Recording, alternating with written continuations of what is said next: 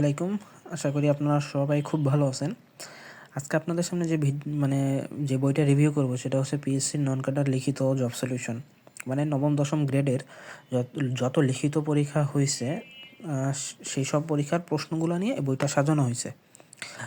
তো আজকে এই বইটা রিভিউ করার কারণ হচ্ছে আপনারা ভালো করে জানেন যে আগামীকাল ২৬ ডিসেম্বর দুপুর হচ্ছে ৩টা থেকে বা ৩:৩০ থেকে মেবি ৩:৩০ থেকে বিডার মানে বাংলাদেশ ইনভেস্টমেন্ট ডেভেলপমেন্ট অথরিটি মানে বিনিয়োগ কর্তৃপক্ষের হইতেছে সহকারী পরিচালক পদের লিখিত পরীক্ষা অনুষ্ঠিত হবে।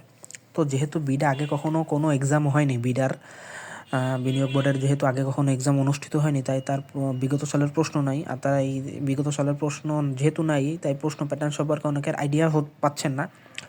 তাদের জন্য বলে দিই, কালকে পরীক্ষাটা লিখিত হবে। অ্যাডমিট কার্ডে স্পষ্ট বলা আছে যে লিখিত এবং ভাইবার জন্য অ্যাডমিট কার্ড প্রযোজ্য হবে। এমসিকিউ হলে ওটা উল্লেখ থাকতো ভাই। কারো কথা কান দিয়ে না, আপনার লিখিতর প্রস্তুতি নেন কালকের জন্য। আর দ্বিতীয় কথা হচ্ছে যে প্রশ্ন প্যাটার্ন কীরকম হবে ভাই, নবম দশম গ্রেডের যেরকম প্রশ্ন হয় কালকেও সেমভাবে লিখিত প্রশ্ন হবে এরকম। যেমন ধরেন এখানে আপনাদের একটা জিনিস দেখাই। এই যেমন ধরেন এখানে বাংলাতে এখানে একটা কি রচনা লিখতে বলছে। এই যে বাংলাতে রচনা।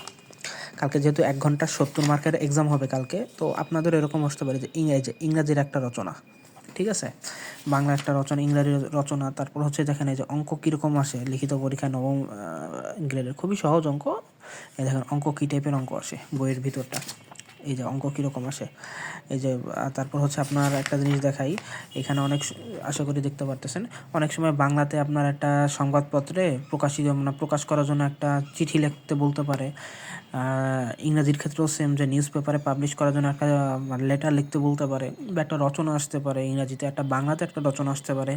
সাধারণ জ্ঞান ছোট প্রশ্ন 2 মার্ক করে 10টা দিতে পারে 20 মার্কের। বা হচ্ছে বিসিএসে যেরকম হইতেছে ফোকাস রাইটিং টাইপ সাধারণ জ্ঞান দেয়, ওইরকমও হইতে পারে। বা হচ্ছে অঙ্কতে 3টা অঙ্ক দিতে পারে 5 মার্ক করে, 15 মার্কের হইতে পারে। তো সব মিলায় গুছায় গাছায় আপনার কালকে 70 মার্কের 1 ঘন্টায় লিখিত পরীক্ষা দিতে হবে।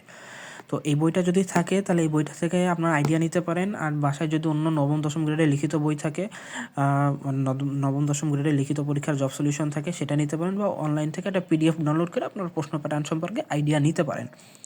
আইডিয়া নিলে আপনার বুঝতে পারবেন যে আসলে নবম দশম গ্রেডের আসলে লিখিত পরীক্ষায় কী কী কোয়েশ্চেন আসে।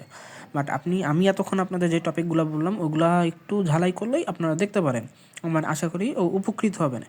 এখন কালকের সমস্যা হচ্ছে কি দেখেন ভাই, যেহেতু আইবিএ পরীক্ষা নিবে, তাই ইংরাজি অঙ্কগুলো একটু দেখে যান জাস্ট। ধন্যবাদ।